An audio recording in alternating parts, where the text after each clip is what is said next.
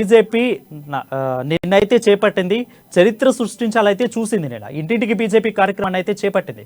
So ఎలా జరిగింది, ఏ విధంగా జరిగింది అయితే కొంతమంది నేతలు హాజరు కాలేదని తెలుస్తుంది. కొంతమంది నేతలు వాళ్ళ పర్సనల్ ప్రాబ్లం వల్ల హాజరు కాలేదని అయితే చెప్తున్నారు. సో అదేవిధంగా చూసుకున్నట్లయితే ఈ పార్టీ కార్యక్రమాలకు కూడా రాజగోపాల్ రెడ్డి అదేవిధంగా ఈటెల రాజేందర్ అయితే దూరంగా ఉంటున్నారు. వీళ్ళిద్దరూ కాంగ్రెస్ పార్టీలో కలుస్తున్నట్టు అయితే ఆరోపణలు అయితే గట్టిగా వినిపిస్తున్నాయి. దీని మీద మరింత అప్డేట్స్ మా బ్యూరో చీఫ్ కృష్ణమూర్తి అందిస్తాడు. కృష్ణమూర్తి, చెప్పండి. Thank you Varun. బీజేపీ నిన్న చేపట్టినటువంటి ఇంటింటికి బీజేపీ కార్యక్రమం కొంత సక్సెస్ అయినప్పటికీ పార్టీలో ఏదో అసంతృప్తి మిగిలింది అనేది ఒకటి స్పష్టంగా కనిపిస్తా ఉన్నది. మరోవైపు అసమ్మతి అనేది పూర్తి స్థాయిలో బహిర్గతమైందని నిన్నటి కార్యక్రమం చెప్పగానే చెప్పింది.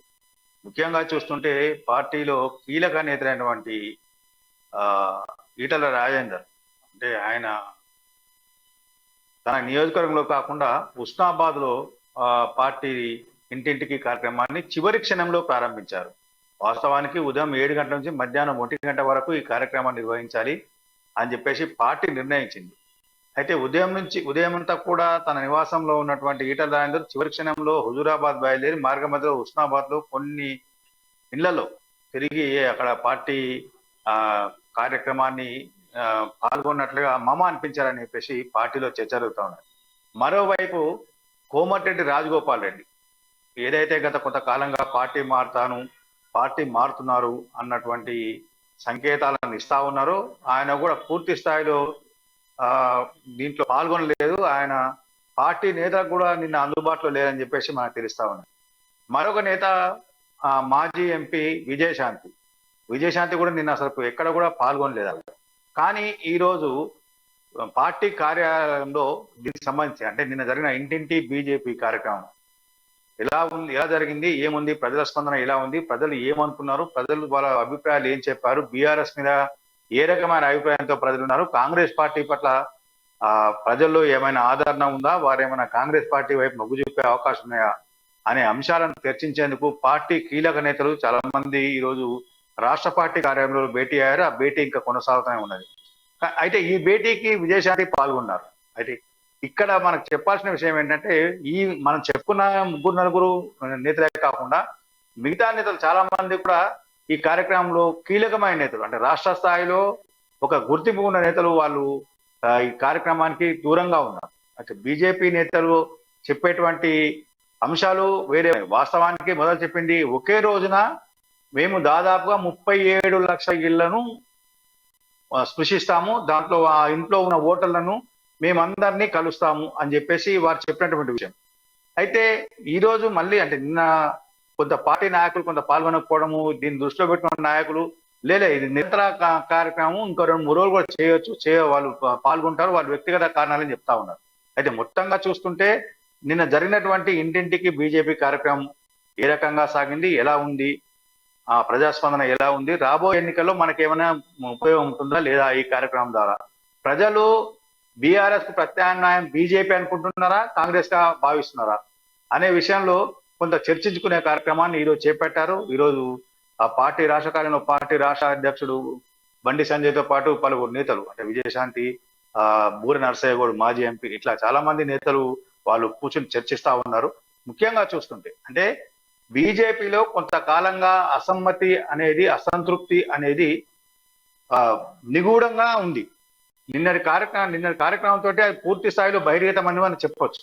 ఈటల రాజేందర్ గత కొంతకాలంగా పార్టీ కార్యక్రమాలు అంటే పార్టీ చేరికల విషయం ఈ రోజు కూడా హుజూరాబాద్ లో కొంతమంది కార్యకర్తలు బీజేపీలో చేరారు. ఈరోజు హుజూరాబాద్ లో వివిధ మోర్చాల నేతల కార్యక్రమంలో సమావేశం కూడా పాల్గొని ప్రసంగిస్తున్నారు. కానీ ఆయన పూర్తి స్థాయిలో రాష్ట్ర కార్యక్రమాలు అంటే రాష్ట్ర పార్టీ ఇచ్చినటువంటి పిలుపును ఆయన పూర్తి స్థాయిలో అమలు చేయట్లేదు, దానికి కట్టుబడి ఉండట్లేదు అని చెప్పేసి పార్టీలో జోరుగా చర్చిస్తున్నారు. ఈ నేపథ్యంలో మనం గమనించవచ్చు, పార్టీ రాష్ట్ర నాయకులు ఎవరెవరైతే పాల్గొనలేదు, వాళ్ళు ఎందుకు పాల్గొనలేదు, కారణాలు ఏంటి అనే విషయంలో కొంత ఆరా తీస్తున్నటువంటి రాష్ట్ర నాయకత్వం వాళ్ళకు అంటే ఈ కార్యక్రమంలో పాల్గొనడానికి ఏమైనా ప్రధాన కారణాలు ఉన్నాయా, లేదు అంటే పార్టీ పట్ల అసంతృప్తి ఉన్నారా, ఉంటే వారు పార్టీ పట్ల ఎందుకు అసంతృప్తి ఉన్నారు, వాళ్ళకు ఏముంది, ఏం తక్కువైంది పార్టీలో, పార్టీలు ఏ స్థాయిలో వాళ్ళకు గౌరవం దక్కలేదు అనే విషయంలో కొంత చర్చ జరుగుతున్నట్టుగా మనకు తెలుస్తా ఉన్నాయి. మరోవైపు ఈ పార్టీ వ్యవస్థాపకులు డాక్టర్ శ్యామా ప్రసాద్ ముఖర్జీ బలిదాన్ దివస్ ఆ కార్యక్రమానికి కూడా అయితే కృష్ణమూర్తి ఎప్పుడు విభేదాలు ఉండే కాంగ్రెస్ పార్టీ ఇప్పుడు వాళ్ళందరి నేతలు కలిసిపోయారు. అది సీన్ రివర్స్ అయిపోయింది. ఇప్పుడు బీజేపీలో అసంతృప్తులు లేదా విభేదాలు ఉన్నాయి. దీనికి ముఖ్య కారణం బండి సంజయ్ మాత్రమే అని ఆరోపణలు వినిపి జోరుగా వినిపిస్తుంది. దీంట్లో ఎంతవరకు నిజం ఉంది? ఖచ్చితంగా అది మీరు అన్నది అది వాస్తవం వరుణ్. అంటే బండి సంజయ్ ఇంటెత్తు పోకడతోటి వెళ్తా ఉన్నాడు. ఆయన మమ్మల్ని పట్టించుకోవట్లేదు. ఆయన కోటరీని మాత్రమే ఆయన నమ్ముతా ఉన్నారు, విశ్వాసంలో తీసుకుంటున్నారు, మిగతా నేతలను పట్టించుకోవట్లేదు అని. ఇది ఇక్కడ రాష్ట్ర స్థాయిలో జరుగుతున్న ప్రచారం కాదు, జాతీయ స్థాయిలో కూడా బండి సంజయ్ తీరు పట్ల కొంత అసహనంతో ఉన్నటువంటి నేతలందరూ కూడా కేంద్ర హోంశాఖ మంత్రి బీజేపీ అగ్రనేత అమిత్ షాతో పాటు బీజేపీ జాతీయ అధ్యక్షుడు జేపీ నడ్డా తదితరులు కూడా వాళ్ళు గతంలో అనేక పర్యాయాలు చెప్పారు. అనేక విషయాల్లో తమ మనసులోని మాటను, అంటే రాష్ట్ర పార్టీలో ఏం జరుగుతుంది, ఏం జరగాలి అనే అంశంలో అంటే కోఆర్డినేషన్ కూడా లేదు. పార్టీలో గడిచిన 3 సంవత్సరాలుగా చాలా మంది ఇటు టీడీపీ నుంచి కానీ ఇటు కాంగ్రెస్ నుంచి కానీ చాలా మంది బీజేపీలో చేరారు. వీళ్ళను సమన్వయపరిచేందుకు ఒక వ్యవస్థను ఏర్పాటు చేయమని చెప్పేసి అమిత్ షాతో పాటు పార్టీ జాతీయ నాయకత్వం గతంలోనే బండి సంజయ్కి చాలా స్పష్టమైన ఆదేశాలు జారీ చేసింది. అయినప్పటికీ ఆయన కోఆర్డినేషన్ విషయంలో అంటే పాత కొత్త కలయికతో పార్టీని బలోపేతం చేసే విధంగా చర్యలు తీసుకోవాలి. అందుకోసం కావాల్సిన వ్యవస్థను ఏర్పాటు చేసుకోండి, తరచూ సమావేశాలు పెట్టండి, పాత వాళ్ళతో పెట్టండి, కొత్త వాళ్ళతో పెట్టండి, ఇద్దరికి కలిపి పెట్టండి. ఏ నాయకుని కూడా వట్టిగా ఉంచకూడదు. వాళ్ళకి ఏదో ఒక పనిపై చెప్పండి, ఏదో ఒక రోజు ఒక అసైన్మెంట్ చేయండి, దానికి సంబంధించిన పురోగతి నుంచి వాళ్ళతో తీసుకోండి, వాళ్ళలో ఉత్సాహం నింపండి, పార్టీ శ్రేణుల్లో ఉత్సాహం నింపండి అని చెప్పేసి బీజేపీ నాయకత్వం గతంలో అనేక పర్యాయాలు బండి సంజయ్ చెప్పింది. కానీ ఆయన ఈ విషయంలో ఎందుకో తాత్సారం చేస్తా ఉన్నారు అనే ఫలితంగా ఎగ్జాంపుల్ అంటే ఈటల రాజన్తో వచ్చినటువంటి కొంతమందికి ఇటీవల బీజేపీ ఏదైతే 125 మంది కార్యవర్గ సభ్యులు నియమించారో దాంట్లో కొంతమంది కార్యవర్గ సభ్యులుగా నియమించారు. అంటే గతంలో బీఆర్ఎస్ లో అంటే టీఆర్ఎస్ లో రాష్ట్ర ప్రధాన కార్యదర్శిగా ఉన్న వాళ్ళకు తీసుకొచ్చి ఇక్కడ బీజేపీలో రాష్ట్ర కార్యవర్గ సభ్యులను నియమించారు. దీంతో అసంతృప్తి కొంత వ్యక్తం అవుతా ఉన్నది. అదేవిధంగా నల్గొండ జిల్లా భువనగిరికి చెందినటువంటి జిట్టా బాలకృష్ణారెడ్డి ఆయన తన పార్టీని దీంట్లో విలీనం చేశారు. అది చిన్నదా పెద్దదా ఆయనకి ఏమున్నాయి ఎంత వచ్చిందనే తర్వాత విషయం.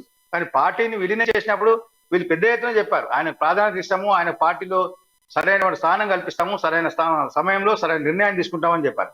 కానీ రీసెంట్ గా ఆయన జాతీయ రాష్ట్ర కార్యవర్గంలో ఆయనకు ఒక సభ్యుడిగా మాత్రం ఇచ్చారు.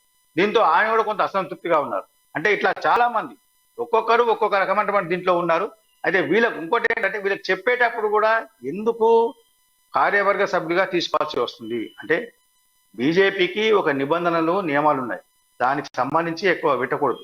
కాబట్టి ఇవన్నీ వాళ్ళకు చెప్పి కూర్చుండబెట్టి మాట్లాడి ఒప్పించి పెడితే ఇవన్నీ బహిర్గతంగా వచ్చేదిగా వాళ్ళు తమ అసంతృప్తిని వ్యక్తం చేసేది కాదు. కానీ ఏకాఏకిగా ఒక కలంపోటుతోటి వీళ్ళందరికి ఇచ్చేస్తున్నా నేను వెళ్ళిపోండి మీరు అని చెప్పేసి ఈయన పంపడం అంటే కనీసం మా అభిప్రాయం తీసుకోలేదు, కనీసం మమ్మల్ని అడగలేదు, మా నిర్ణయం ఏంటి అని చెప్పలేదు, మేము దానికి సరిపోతామా లేదా అనేది మమ్మల్ని ఆలోచించుకోమని చెప్పలేదు. చెప్పకుండా ఇలా ఇవ్వడం మమ్మల్ని కొంత కించపరచడమే. అంటే పార్టీ ఏదో గౌరవిస్తున్నామని బయట చెప్పినప్పటికీ మేము గతంలో చేసినటువంటి పదవుల కంటే ఇది చాలా చిన్నది అని చెప్పేసి వాళ్ళు అంటా ఉన్నారు.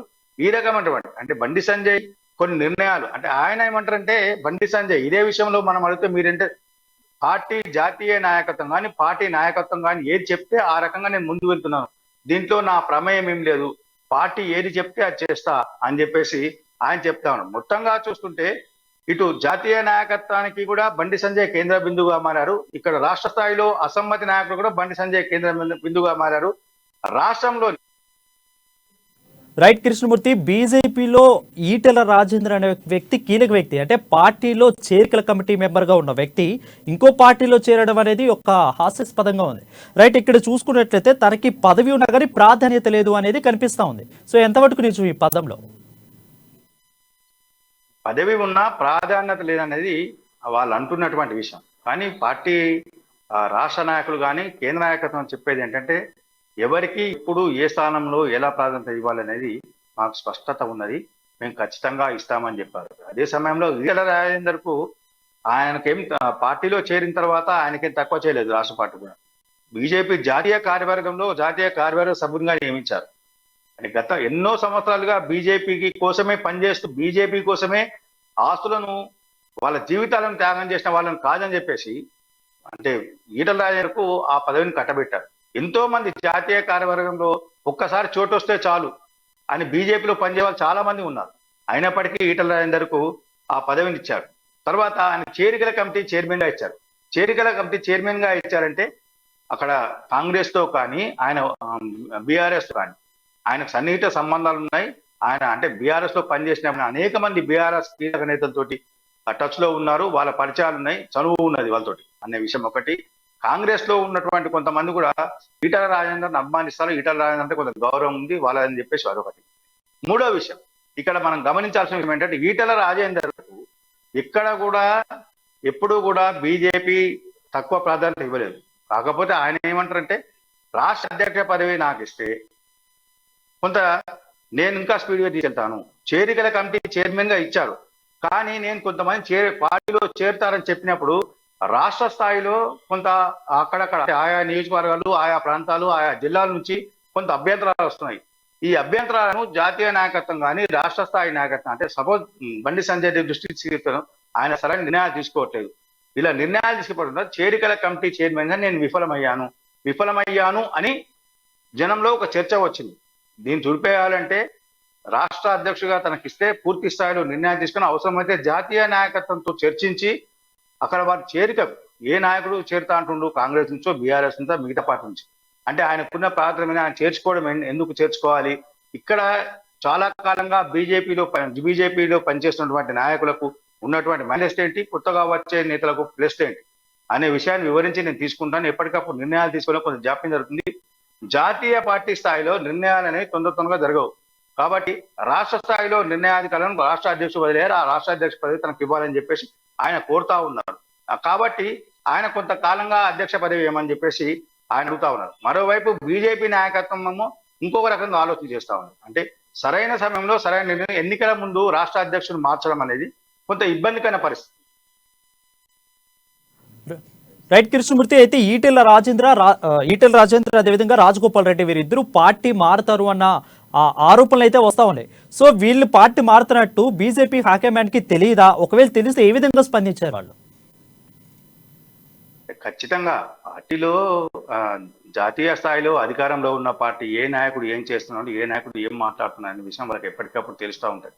దాంట్లో తెలియదు అని అన్నం కాదు, కానీ వేచి చూసే ధోరణి. అంటే బీజేపీలో ఏదైనా సరే గతంలో మనం చాలాసార్లు గమనించవచ్చు, బెదిరింపులు, అదిరింపులు, బ్లాక్ మెయిల్ అనేది బీజేపీ నాయకత్వం అసలు పట్టించుకోదు. గతంలో మీరు గమనించండి, ఎంతో మందిని వదులుకున్నారు. ఆలే నరేంద్ర ఇదే స్థాయిలో రాష్ట్ర అధ్యక్ష పదవికి తనకు కావాలని పట్టుబట్టి పార్టీ నుంచి వెళ్ళిపోయి ఆయన తెలంగాణ సాధన సమితి అని పెట్టుకున్నప్పుడు కూడా బీజేపీ జాతీయ నాయకత్వం భయపడలేదు. వాస్తవానికి రాష్ట్రంలో బీజేపీ ఈ స్థాయిలో ఉన్నది, బీజేపీ కొంత నిలదొక్కున్నది అంటే ఆలే నరేంద్ర ఆయన త్యాగం అనితర సాధ్యమది. ఆయన పార్టీ కోసం ఎంతో సేవ చేశారు. అయినప్పటికీ అట్లాంటి నాయకులను కూడా వదులుకున్నది. అట్లాని అందరినీ వదులుకుంటుందంటే వదులుకోదు. కానీ బీజేపీలో జాతీయ నాయకత్వంలో కొంత సమయం అవసరం. జాతీయ నాయకత్వం నిర్ణయాలు తీసుకునేటప్పుడు కొంత వాళ్ళు ఆచితూచి స్పందించే అవకాశం ఉంది. వాళ్ళు అన్ని రకాలుగా ఆలోచన చేసి ఒకసారి పదవి ఇచ్చిన తర్వాత మళ్ళీ దాన్ని సర్టెన్ లిమిట్స్ లో తీస్తారు, కానీ వెంటనే తీయరు. కాబట్టి బీజేపీ నాయకత్వం కొంత ఆలోచన చేస్తుంది. ఈటల రాజేందర్ విషయంలో బీజేపీ ఆలోచన చేయట్లేదు, రాజగోపాల్ రెడ్డి విషయంలో బీజేపీ ఆలోచన చేయట్లేదు అనేది కాదు. కాకపోతే నిర్ణయాలు రావడంలో కొంత జాప్యం జరుగుతుంది. ఆ జాప్యంతో ఇక్కడ వచ్చినటువంటి ఇబ్బందులు, ప్రస్తుతం ఇక్కడ ఉన్నటువంటి పరిస్థితుల నేపథ్యంలో కొంత బీజేపీ జాతీయ నాయకత్వం కూడా ఈ నాయకులకు పదవుల కేటాయింపులు కానీ లేదు అంటే ఈటల రాజేందర్ కు ప్రచార కమిటీ చైర్మన్ గా బాధ్యత అప్పగించే ఆలోచన ఉన్నట్టుగా తెలుస్తా ఉన్నది.